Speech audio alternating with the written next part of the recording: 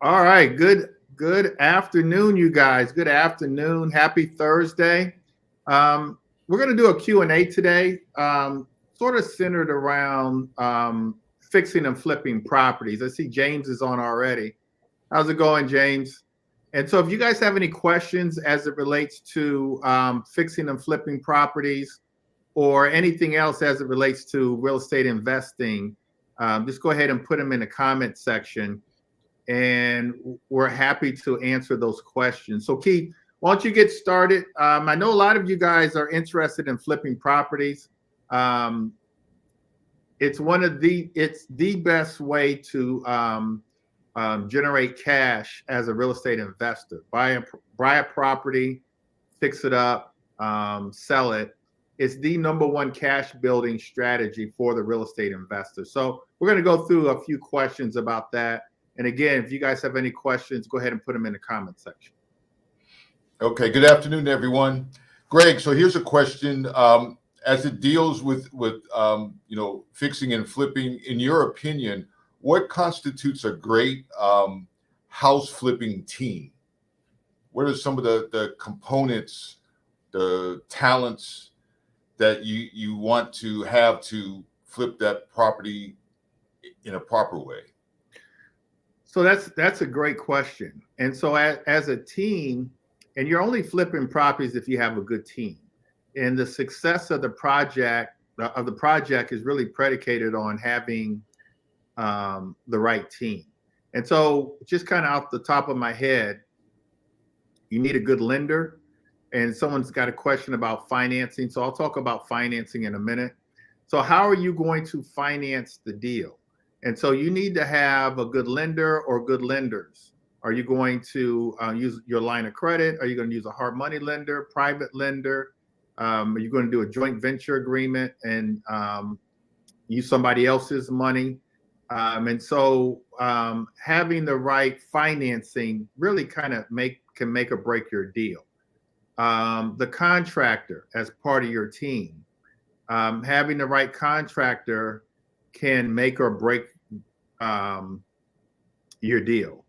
And then sometimes you'll need an architect if you're doing a bigger project that needs permits. So you'll need an architect.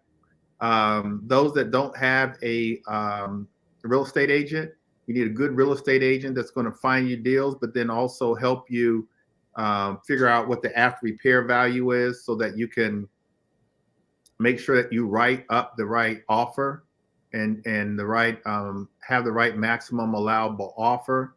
Part of your team is an accountant that knows real estate investing, is a lawyer that knows real estate investing, probate attorney as part of your team.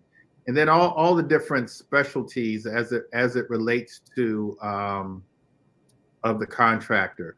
And so all of those people you need as part of your team, but the most important person, in my opinion, that's part of your team is your coach or a mentor. And so you need a coach or a mentor that's going to help you through the projects. As much as fixing and flipping is the number one cash building strategy for the real estate investor, it's the strategy that you can lose the most money. So as much as you can make the most money, you can lose the most money too. And so what I see with most investors, especially novice investors, is they actually lose money. And so newer investors lose more money than make money, primarily because they just don't have the right mentorship, the right coaching. They're buying the properties too high, and they don't have the right team. And so those are kind of off the top of my head, all the team members. I'm sure I'm missing some. If I'm missing some, you guys put them in the comment section. But those are the ones that I can think of off the top of my head. Okay. So, Greg, here's another question. How long should it take to flip a property? And I know you flipped many in your career. So maybe we break that down. How long should it take to flip a cosmetic flip versus one where you have to go up on the property or extend out the property? So, that it varies. It varies on the scope of work. Nowadays, because of the environment we're in, so it depends on the environment also. The environment we're in is taking a lot longer to get permits. It's taking a lot longer to get materials, supplies, things like that because of the pandemic.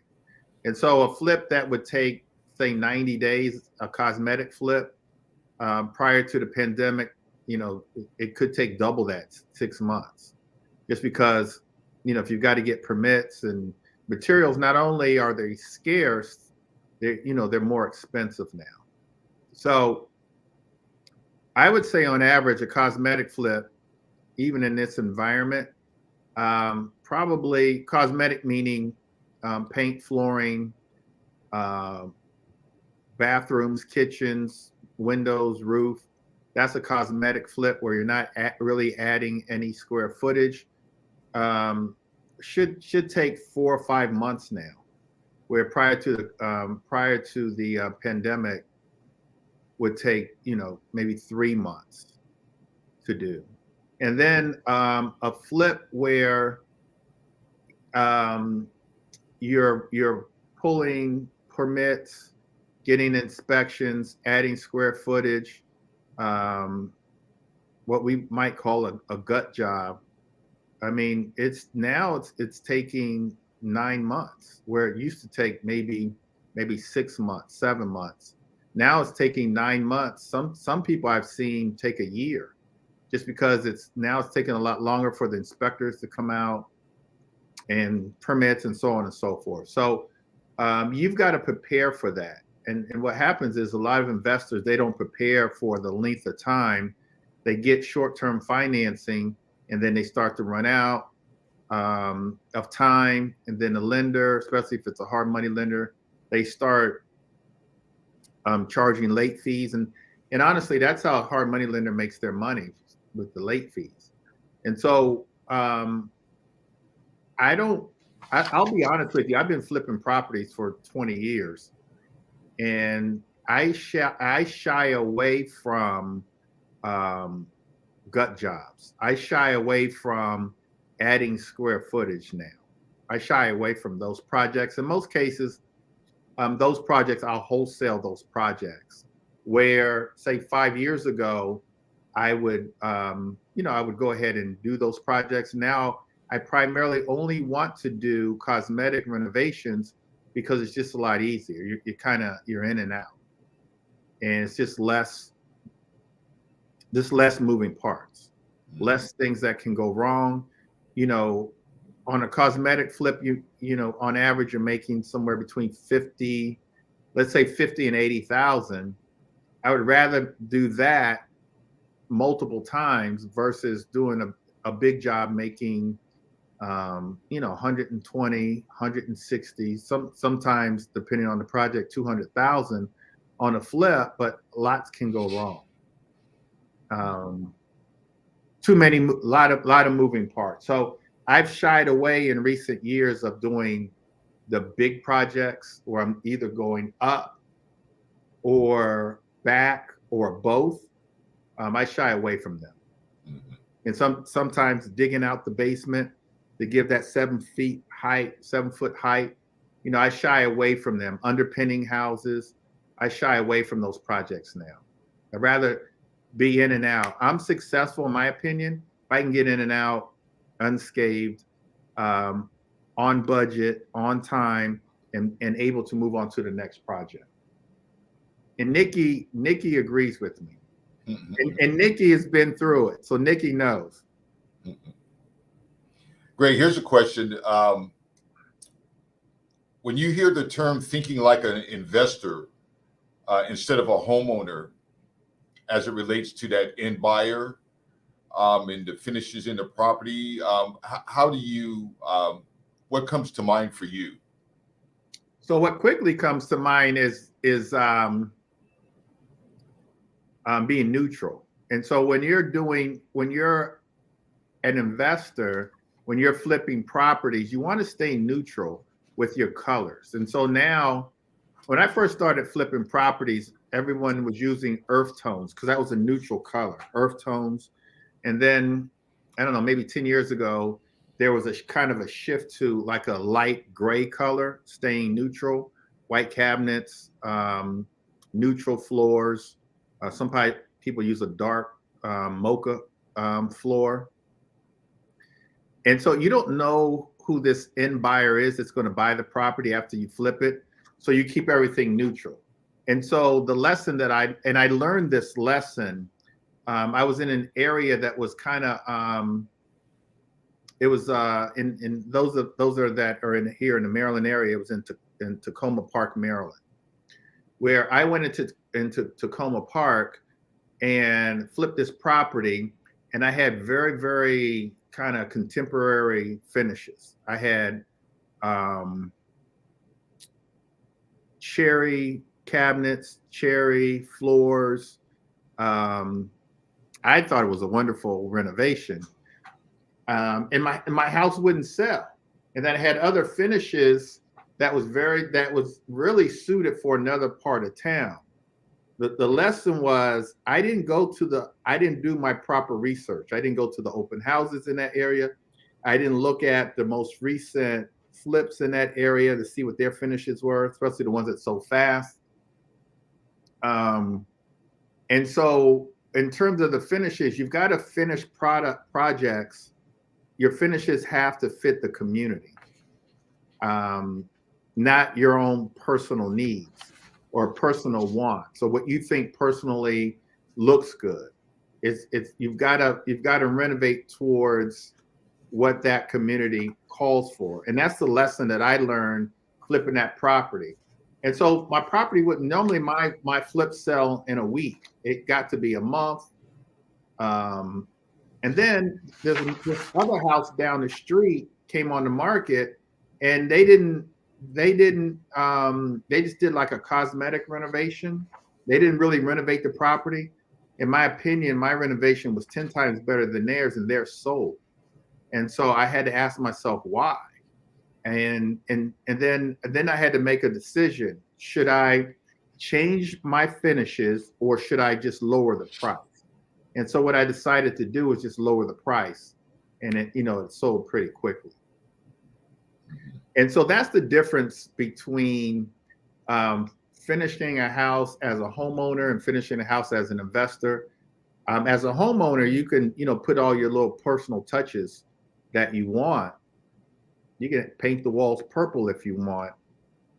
As an investor, you want to stay neutral. So after that experience, and that experience was, I don't know, 10 years ago or so, about 10 years ago. Now, every house I do, I put white cabinets in.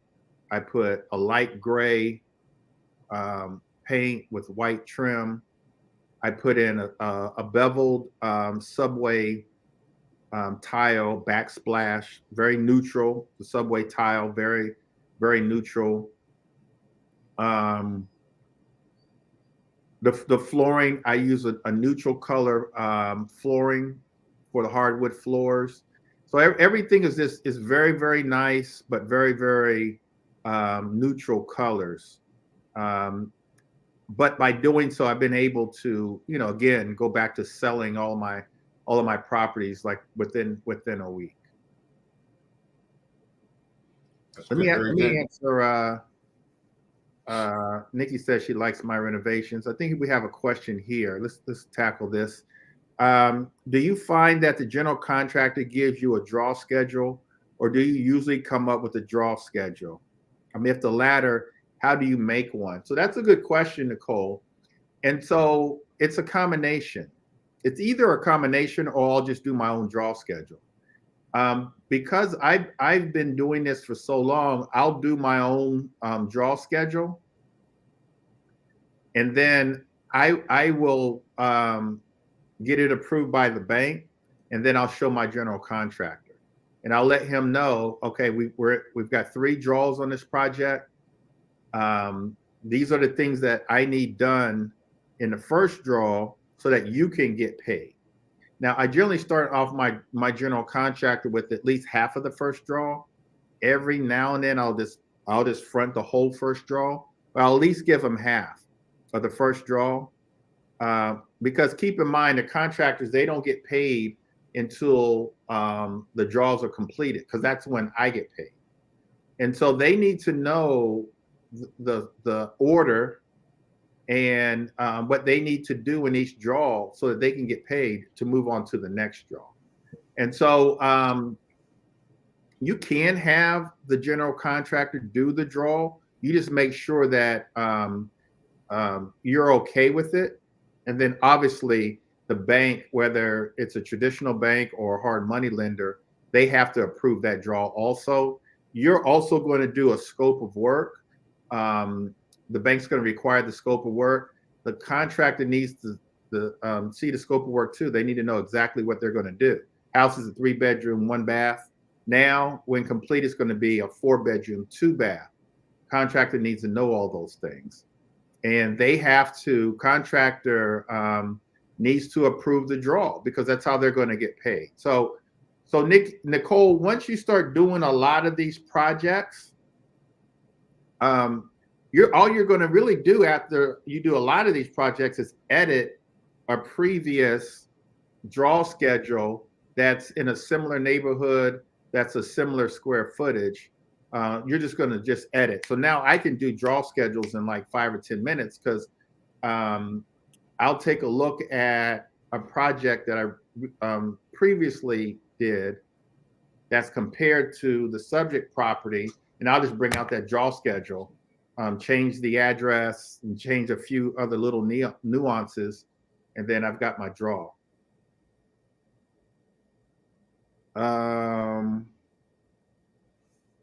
Okay. All right. What else do we have, Keith?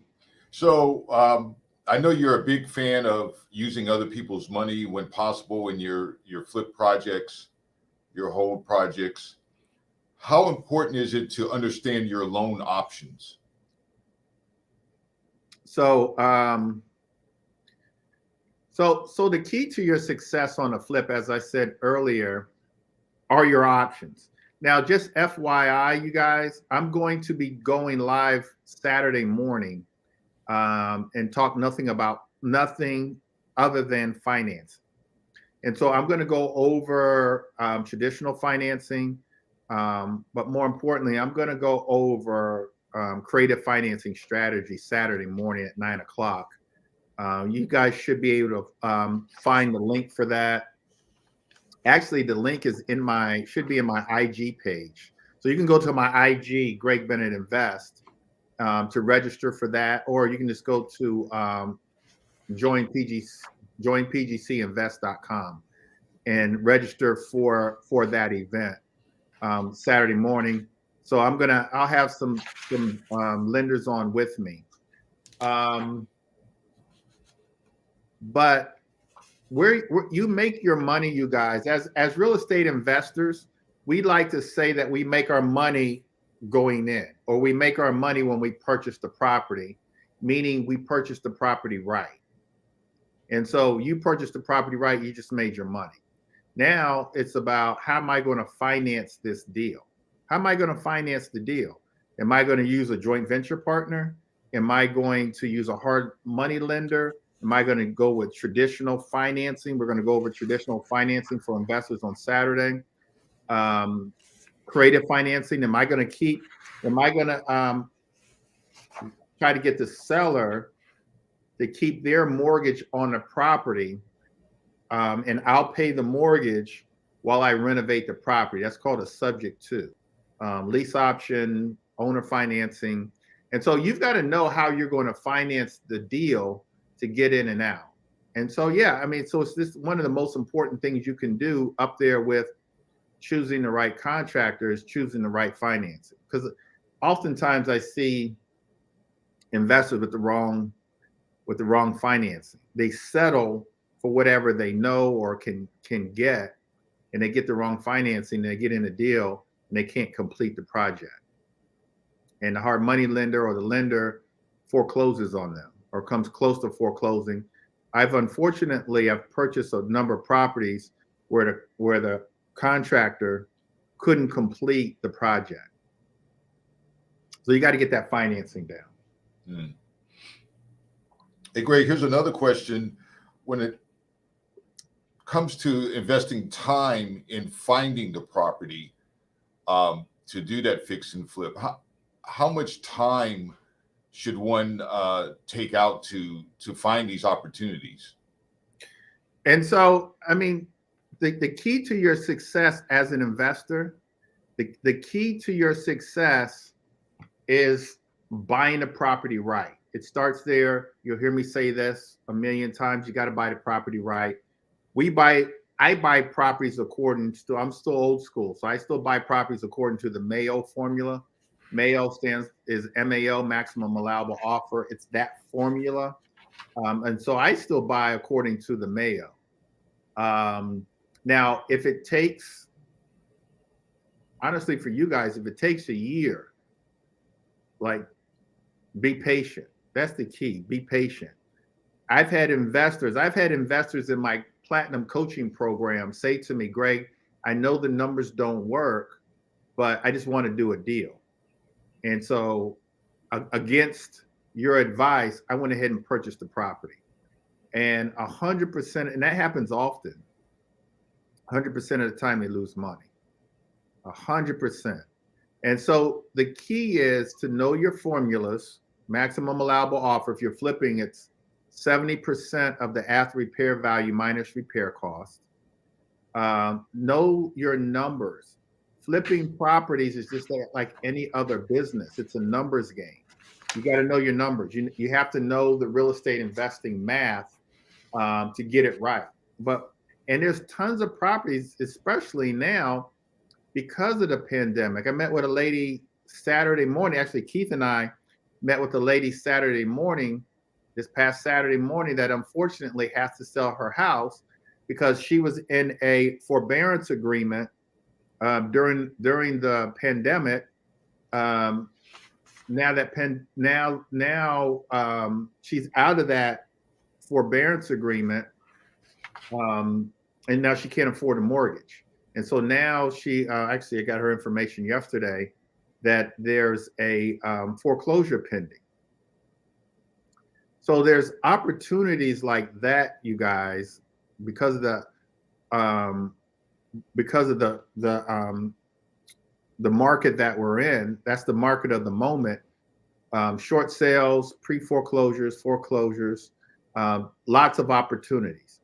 And so in order to find those opportunities, you just got to market yourself. You got to brand yourself, talk to people, that kind of thing.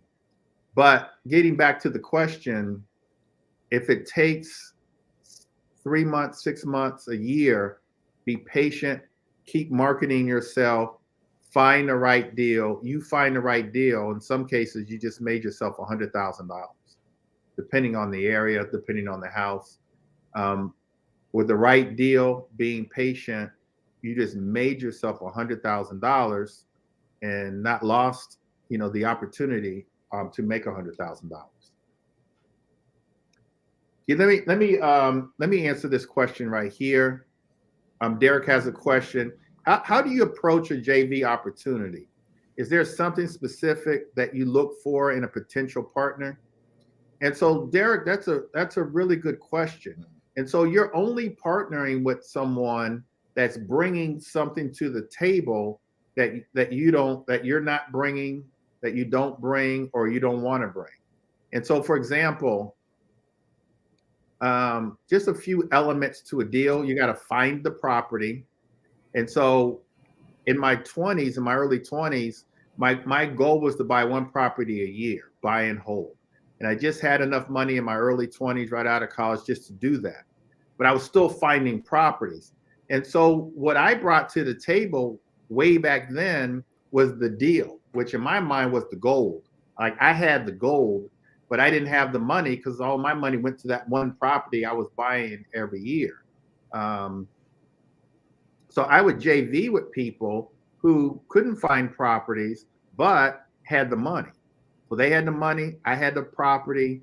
I had one gentleman, really two gentlemen, that I would partner with because I brought something to the table. I've seen people have good credit and cash. They could get financing. Some people have the know-how to flip a property.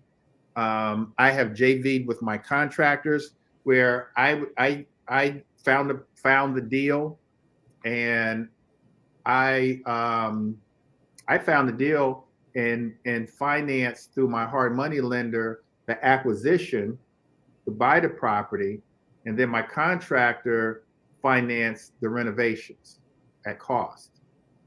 Paid him back when we sold the property, and then we split the profits. And so that's how you JV with a contractor. Bottom line with JVing is you've got to bring something to the table. And so you've got to ask yourself, what do I bring to the table? Do I have the ability to find deals? Do I have cash for a deal? Do I have credit? Do I have a crew? Do I have the contractors? Do I have a crew?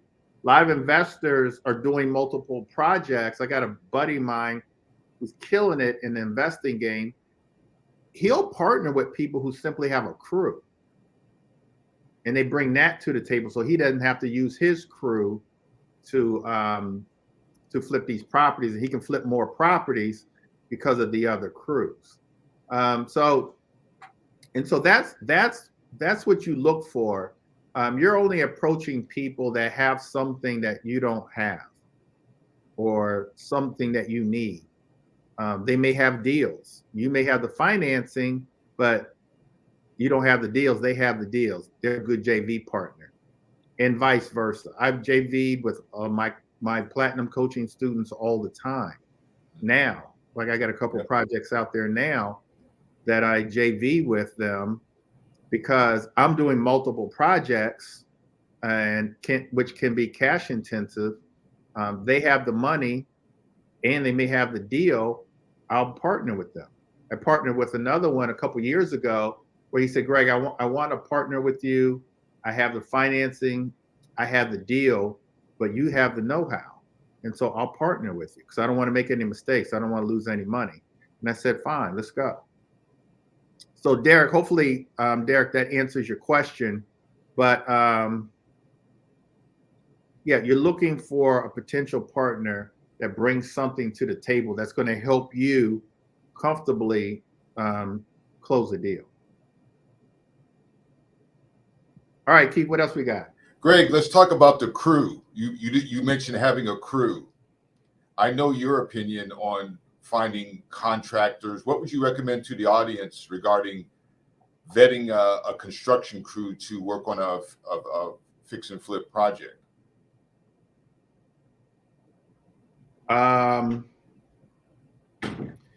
So in terms of a crew, and again, having the right contractors is one of the most important things you can do. And I'm sure Nicole Nikki can attest to that, and a few other people that are on here. Having the right contractor can make you or break you. I've got like 3 or 4 crews, and probably all of them I've fired at one time or another for various reasons. And so it's just a matter of it's just a matter of and so what I do is I get referrals.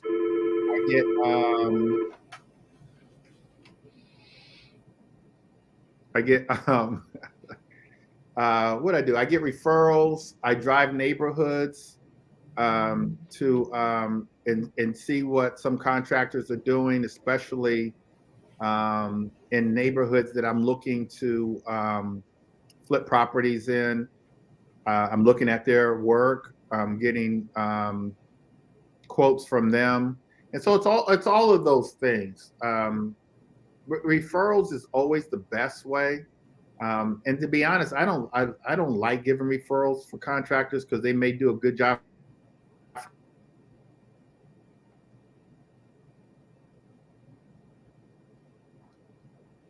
Great. Yeah, can you see me? Yeah. I don't want to give contractors a bad name because most of them are good, and it's the bad ones that give contractors the bad name. But you just have to do your research, get referrals, drive neighborhoods, look at their work, that kind of thing. Don't settle for the cheapest one. I got stories on that. I remember one flip I did in Bowie many years ago, and it set me back because I did the right thing. I got 3 offers, went with the cheapest offer, and it was a nightmare. Had to end up going with the most expensive guy midway through. And so it's all of those things. It's like Nikki is saying, it's critical to have the right contractor.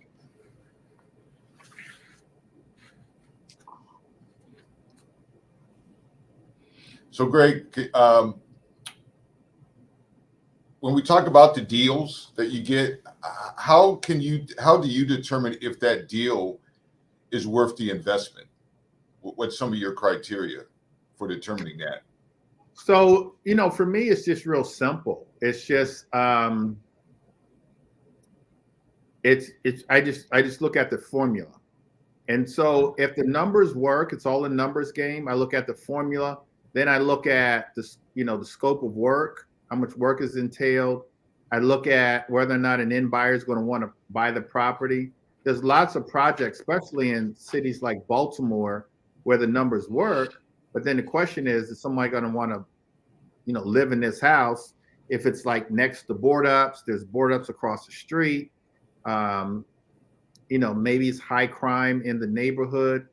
And so I don't always say, okay, the numbers work, I'm going to buy this property and flip it. I look at, some of the other factors like, does this area have good transportation, schools, things like that. And so I look at all of those things because I'm trying to think like an end buyer. I want to make sure that when I buy this property and renovate it, I'm going to have end buyers that want to buy in this neighborhood. And so I consider all of those kinds of things. And Greg, what about required skills that an investor needs to have? I know you touched on it a little earlier, but you may want to just repeat, what are some of the required skills that one needs to have to get their flip projects to the finish line? And so I would say, especially like Nicole Robinson and Dwayne, who's on here, part of or getting ready to be part of our coaching program, like you've got to learn everything. You've got to learn everything, all aspects of the project. You've got to learn it. Not to the point that you're a contractor and you're actually doing the work, but you need to know what they're supposed to do. You've got to know the order in which they're supposed to do it.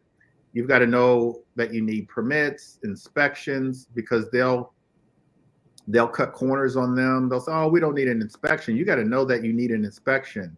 And so you just need to know the whole process from beginning to end, how to find the projects, how to finance the projects, do your pre-construction walkthroughs, know the whole banking, how to get financing, what are your lenders looking for? And so we know that, for example, one of our hard money lenders, they're looking for, they're running the Mayo Formula just like we are. So their numbers match our numbers. So we know what they're looking for, 70%. They want to take send pictures of the inside of the house, outside of the house, across the street from the house, down the street from the house. And so we know that they want all those things. So you've got to know all those things. The contracting piece, all of that.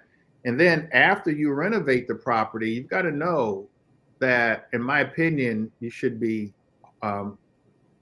staging the property. And who's your stager? Actually, that's one person I forgot to be part of your team, is your stager. And so I stage all my projects. When I first got started, young in this industry, I didn't stage. I thought it was a waste of money. But I found out that you can actually get about 15% more for your property by staging. And when one looks at the property, when they first look at the property, if it's not staged, they're finding all the deficiencies in the property. If it's staged, they're only looking at, the furniture, imagining their furniture in the house. I had a project that just wouldn't sell. Someone said, you need to stage it. I staged it and sold right away. And so from there on out, even if I think the house is a slam dunk, it's beautiful, it's in a seller's market, I still staged. Project I did in Northeast last year, where I knew I was going to get above list price, I still staged it. I got $50,000 above list price. And I think primarily because, it's going to sell anyway, but because I staged it, the end buyer paid cash $50,000 over list price. And it was because, that first impression when you walk in the door and you see the nice recessed lighting, all the nice moldings, and then the furniture, it just makes you feel good. Let's see, Shell's got a question. Is Mayo Formula also good for commercial properties? And so depending on what you're doing with the commercial property, I probably would say no. So when I don't do a lot of commercial, but when I have, if I'm holding the property, Shell, if I'm holding the property, I use the cap rate. I don't use the Mayo Formula on commercial properties because it's income producing. I use the cap rate. On multifamily, I use cap rate unless it's 4 units or less. I will use the Mayo Formula if it's 4 units or less. But other than that, I'm using either the cap rate or I'll take a look at the cash on cash return. All right, let's see. Nicole, can you speak more about how you find a good stager or how to stage it yourself? And so, Nicole, I've never staged it myself, but I do know people that do. Finding a good stager is like anything else. You ask for referrals, so I can refer you to a stager. But actually, I found the stager that I use now. I actually found her through not Angie's List. What's the other one? Home Advisor. I actually found her through homeadvisor.com. So I found her through homeadvisor.com, and I interviewed a couple stagers. We do have some at here, and so I'll have Susan send you the stager that we use. Her name is Eileen, and so I'll have her send you Eileen's information. And Keith, can you write that down? Just pull that. Yep.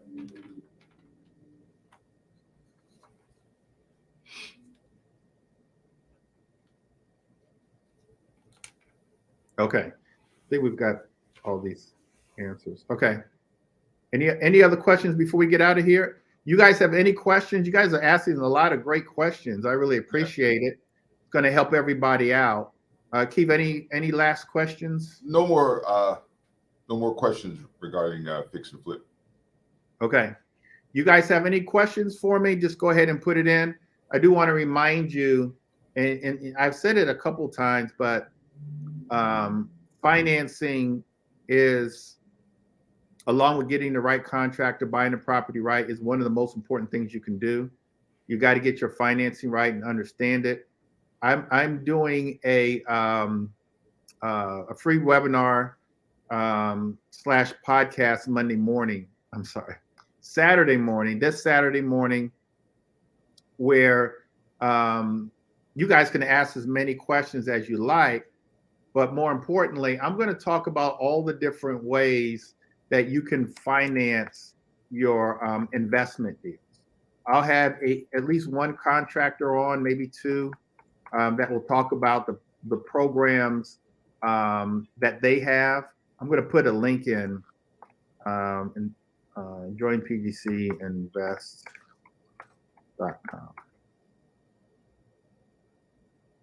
So, yeah, you can go to joinpgcinvest.com to sign up for Saturday, but it's more than just finding the right deal. You got to know how to invest, and then sometimes you got to think creatively.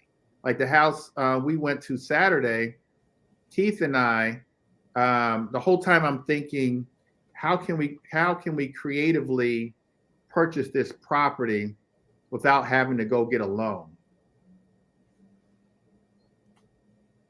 Yeah. And so we should be able to do it. We should be able to. I think the numbers work where we can bring the mortgage current, and she's willing to move. She's happy just to get out without making any money. She just doesn't want it to foreclose. And so what I'm thinking about doing, I've got really two options in this case, either a lease option or a subject to, but I think we'll do a subject to where I'll bring the mortgage current. Her payments are kind of fairly low. It only needs, it's a newer townhouse. So it needs less than, I'll say $10,000 of work, just some paint, some flooring. She did say the furnace needs a maintenance. And then I'm thinking about doing an Airbnb with it. And then maybe within a year, refinance and pay off her mortgage. And so you've got to think, at least that's how I'm thinking. But the key is I want you to start thinking creatively on how you can purchase properties. And as a last resort, now you use traditional financing or hard money lender, that kind of thing. But you've got to start thinking creatively when we're purchasing property, especially if you want to purchase a lot of properties. You've got to think creatively because, one of the biggest challenges, and I'll say this on Saturday, one of the biggest challenges if you really want to build wealth through real estate investing is coming up with enough cash to do multiple projects at the same time. But if you can purchase properties using creative financing, then you can do it. Now, there's some creative traditional financing that you can use, especially to refinance your investment properties, that I'll have someone on to talk about those things as well. All right, Keith. Hey, Greg, what time is Saturday? What time are we starting? 9 o'clock Saturday morning. 9 o'clock. Go to Join PGC Invest. Go there, and there should be a link to the meeting. Sign up for the meeting, and then you'll get reminders. You'll get the I think we're sending out a YouTube. Yeah, I think we're sending out a YouTube link, so we'll be live on YouTube for Saturday. All right, you guys, take care. Thanks a lot, Keith. Really appreciate it. Thanks. Thank you guys for all the questions. Let's make sure we take care of Nicole. All right, take care, you guys. Have a good day. Have a good day.